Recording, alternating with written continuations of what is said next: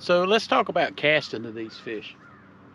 I just counted 10 seconds. I'm throwing a 1/16 ounce lure. It's going to fall 1 to 1.5 feet per second, depending on the wind. Many people struggle with this. Most times, new fishermen that I fish with, I see they above the fish. This is a pretty good one right here. They above the fish. And so we're going to talk about that, you know, right at a 10 3/4 inch crappie, not the biggest one. Matter of fact, that's that new color Dennis come out with. Dennis, that's that new color. Just caught the first fish on it. Just a small crappie. So there's a lot of things to fishing that you must consider. There's a lot of things to casting that you must consider. First is the weight of your lure. That is a 1/16. I will say this about casting. Fish the lightest lure that you possibly can. If you can get away with a 64th, a 32nd, great. I fish a lot of 16ths. I find that is my all-around favorite 16th. Crappie get deep or a lot of wind, I'll go to an 8. When you cast a lure out, when you cast your line out, when you cast out 30 feet, your line becomes buoyant on top of the water and down in the water. That lure begins to sink slowly, taking line. So if you count 1 and 2 and 3, whatever depth you want to get to, you stop at 10. If you want it 10 feet, you begin to wind it. If the wind is blowing, keep your rod tip low to the water so it doesn't have a loop in it and the wind pushes your line. The wind will push your line, and when it pushes your line, the lure will rise in the water column. You don't want that. You want it to swim back nice and slow. The other thing I say about using the lightest lure that you possibly can, because the line is buoyant and your lure is buoyant, it looks natural floating through the water just like this. It's floating through the water. You give it a little slack or stop winding, it begins to fall.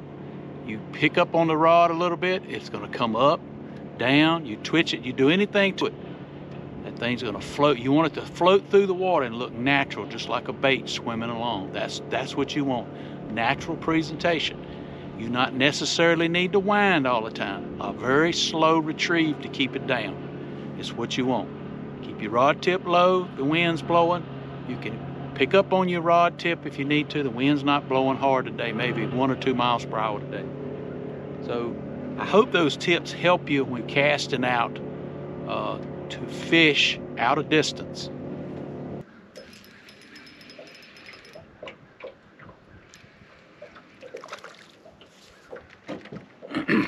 Hey guys, while I take this fish off, it's just a small fish. If you subscribe to the channel and click that notification bell, you won't miss an episode of Wildlife Adventures, and you'll become part of the Wildlife Adventures YouTube community.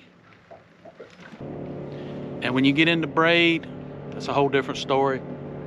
Your line size, also with casting, your line size means a lot. I fish mainly 6-pound test trilane line. Now Dennis fishes 2, 4 a lot of times. That's why he nets a lot of his fish. I just find 6-pound all around during the year. I'll go to 4-pound test in the summertime when fish get deep, get a little skittish. 4 is okay. I like 6 all around. I know some people like 8, 10, braid, whatever. If you comfortable with that, I have no issues in you catching fish, but 6-pound test is my all around.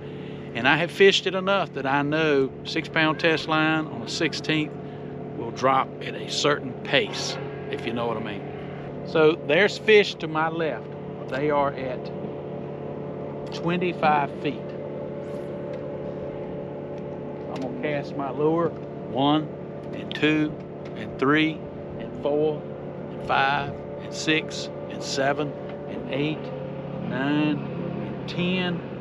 I know it's down there. I'm gonna keep my rod tip low. Now I don't know if I'm gonna get bit or not, but I know that lure is in the strike zone somewhere down there. Whether a fish hits it or not, I don't know.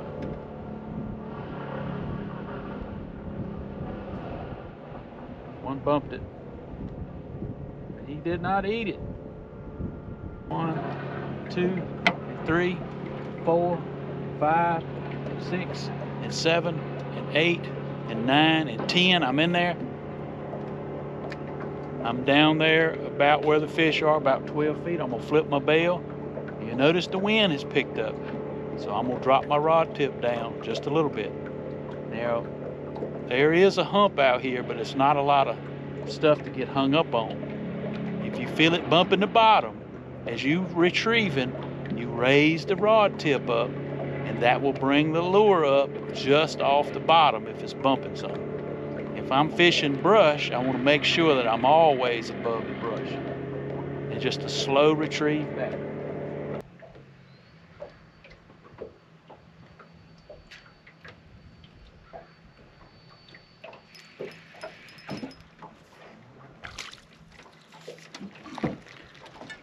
There's another one on that new color, Dennis.